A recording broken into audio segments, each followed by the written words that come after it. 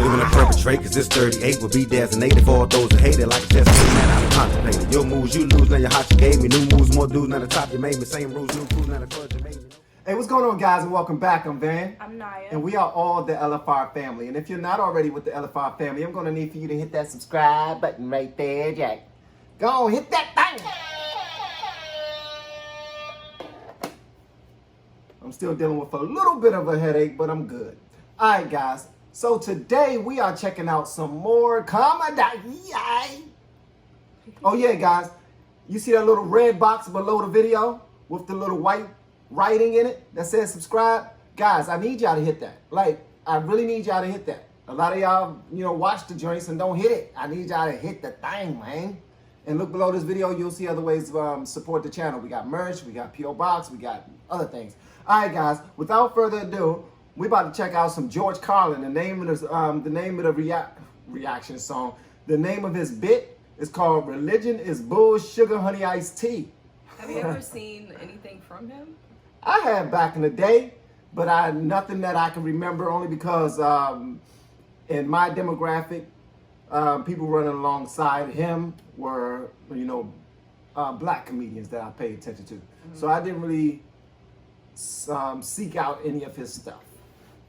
But a lot of people in like Bill Burr's section, when we checked out Bill Burr, who is awesome, and on Instagram have been hitting me up saying I should check out some George Carlin if I like Bill Burr. So that's what we're gonna do. So y'all let me know what y'all think. Without further ado, let's go on. That's what I'm talking about. Let's do it. But in the bullshit department, a businessman can't hold a candle to a clergyman.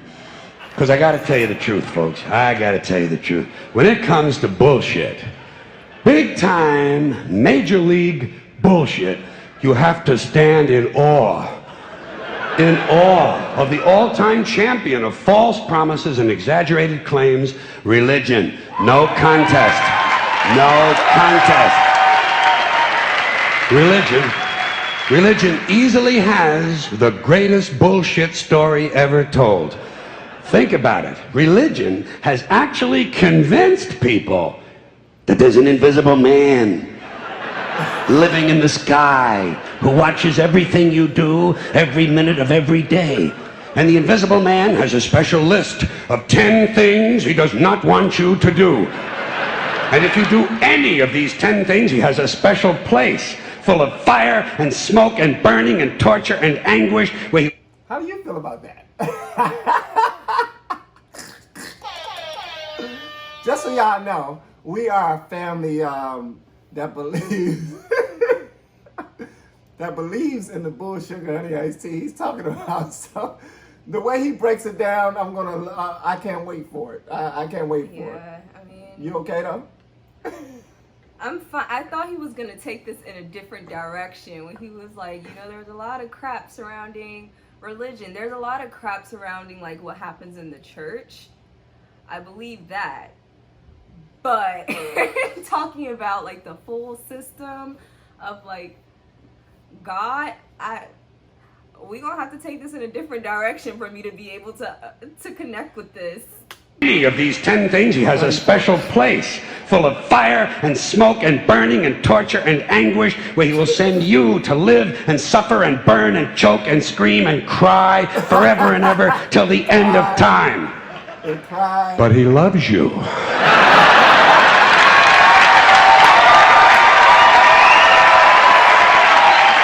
He loves you. He loves you and he needs money. He always needs money. He's all powerful, all perfect, all knowing, and all wise. Somehow, just can't handle money. Religion takes in billions of dollars. They pay no taxes, and they always need a little more. Now, you talk about a good bullshit story. Holy shit.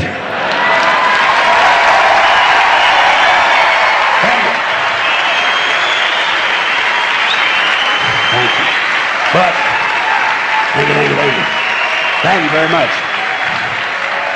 But I want you to know, I want you to know something. This is sincere. I want you to know, when it comes to believing in God, I really tried. I really tried. I tried to believe that there is a God who created each of us in his own image and likeness, loves us very much, and keeps a close eye on things.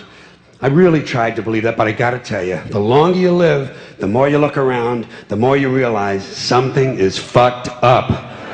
Something is wrong here. War, disease, death, destruction, hunger, filth, poverty, torture, crime, corruption, and the ice-capades. Something is definitely wrong. This is not good work. If this is the best God can do, I am not impressed. Results like these do not belong on the resume of a supreme being. This is the kind of shit you'd expect from an office temp with a bad attitude.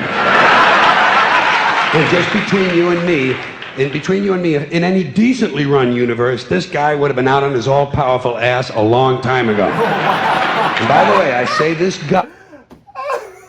He would have fired the Lord.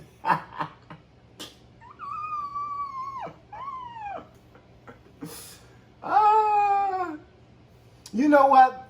And you know what? He's making a lot of sense. He's making a lot of sense. Only because religion is supposed to be faith-based. It's supposed to be covered all in one scripture, which is Hebrews 11:1.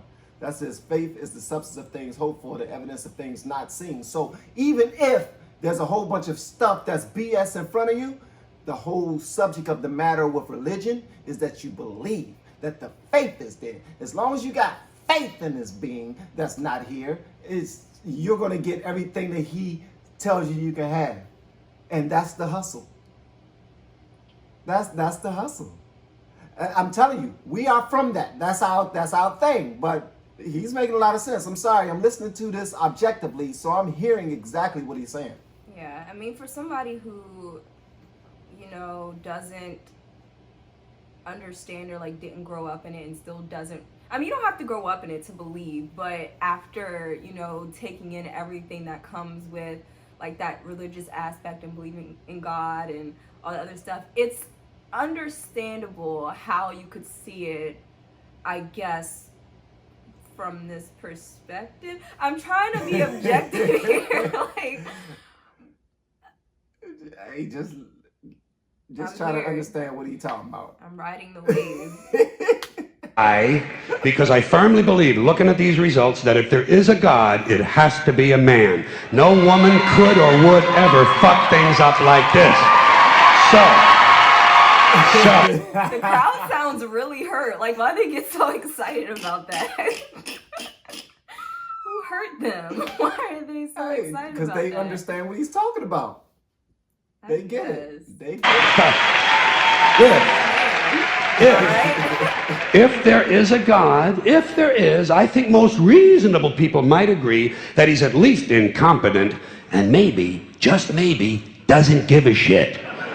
Doesn't give a shit, which I admire in a person and which would explain a lot of these bad results. So rather than be just another mindless religious robot, mindlessly and aimlessly and blindly believing that all of this is in the hands of some spooky, incompetent father figure who doesn't give a shit, I decided to look around for something else to worship, something I could really count on. And immediately, I thought of the sun. Happened like that. Overnight, I became a sun worshiper.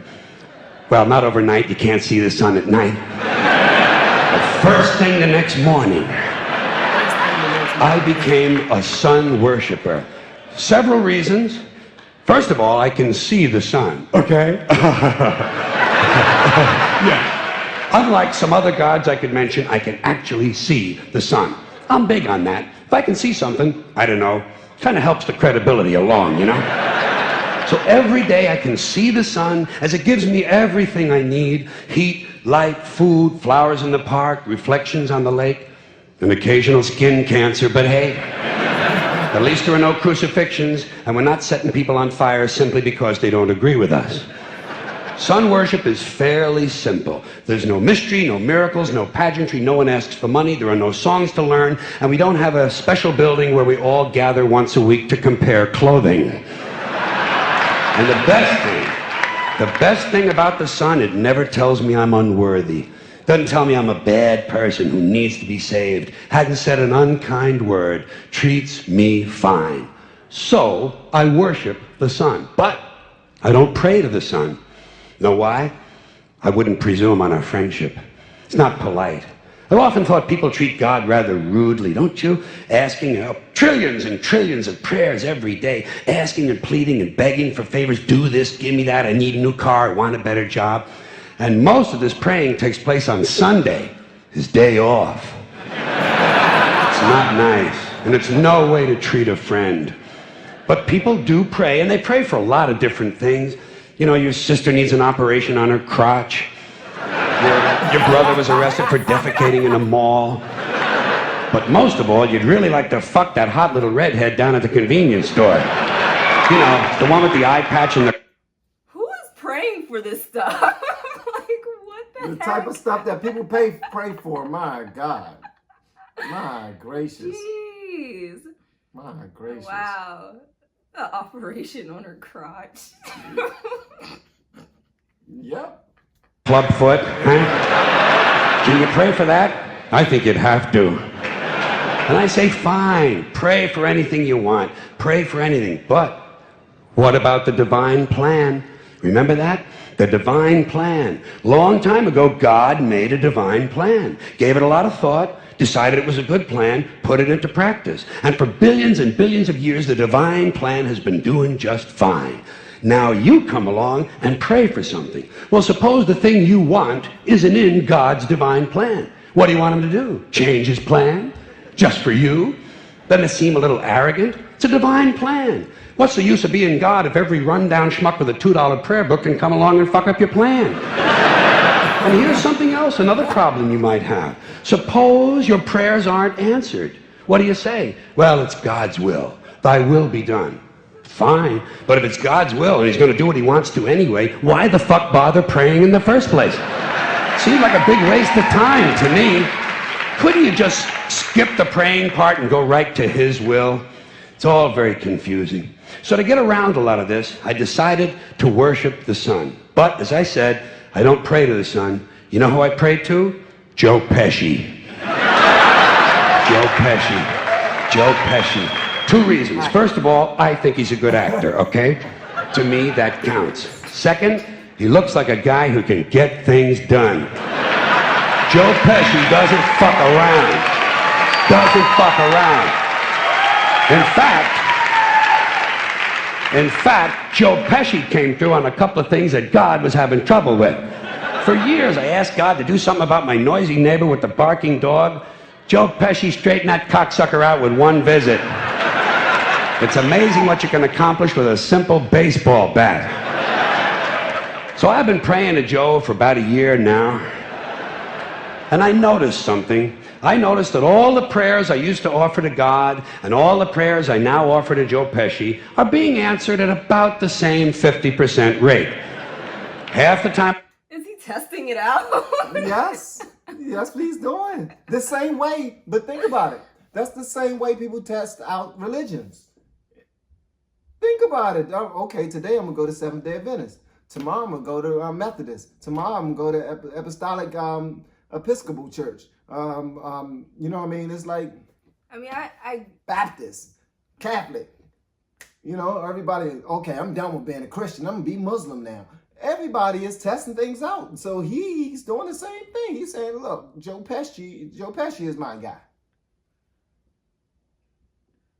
You're testing it out in like the confines of like religion. You're bouncing around to different denominations. That's understandable. This is bouncing from, I guess, religion to putting some type of faith in a human being. This is like a very worldly perspective, which is not like Is it bad. Far off? Huh? Is it far off? Because a lot of people go to church, put all of their faith in the pastor who is a man. That's what I'm saying. Like, I think that, like, when he was saying religion is bullcrap, I thought he was going to talk about the church. Because there are lots of problems in the church, but I never heard it from, I guess, this perspective. So it's interesting. I'm not going to say, like, it's wrong. It's what, like, he thinks. Hard. You know, but it's like a very controversial really topic. It really is. So, especially if you hold it dear to your heart. Yeah. Yeah. I'm trying. Get what I want, half the time I don't. Same as God, 50-50. Yeah. Same as the four-leaf clover and the horseshoe, the wishing well and the rabbit's foot. Same as the mojo man. Same as the voodoo lady who tells you your fortune by squeezing the goat's testicles. It's all the same, 50-50. So just pick your superstition, sit back, make a wish, and enjoy yourself. And for those of you who look to the Bible for moral lessons and literary qualities, I might suggest a couple of other stories for you. You might want to look at the Three Little Pigs. That's a good one. Has a nice, happy ending. I'm sure you'll like that. Then there's Little Red Riding Hood, although it does have that X-rated part where the big bad wolf actually eats the grandmother, which I didn't care for, by the way. And finally, I've often always drawn a great deal of moral comfort from Humpty Dumpty. The part I like the best, all the king's horses and all the king's men couldn't put Humpty Dumpty back together again. That's because there is no Humpty Dumpty and there is no God. None, not one, no God, never was. In fact, I'm gonna put it this way. If there is a God, may he strike this audience dead. See, nothing happened. Nothing happened. Everybody's okay. All right? Tell you what. I'll raise the stakes. I'll raise the stakes a little bit. If there is a God, may he strike me dead. See? Nothing happened. Oh, wait. Got a little cramp in my leg. And my balls hurt. Plus, I'm blind. Oh, now I'm okay again. Must have been Joe Pesci, huh? God bless Joe Pesci. Thank you all very much. Joe bless you. Thank you very much. I appreciate it. That darn Joe Pesci.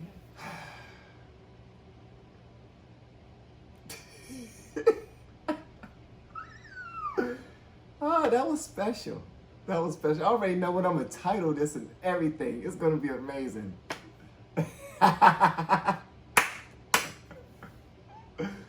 Oh my God. That was funny. I want to know what y'all think about this in the comments below. And if you haven't subscribed already, please hit the damn subscribe button on your way out the door. Once again, I'm Van. I'm Naya. And we are all the LFR family. We'll see y'all on the next one. Peace out.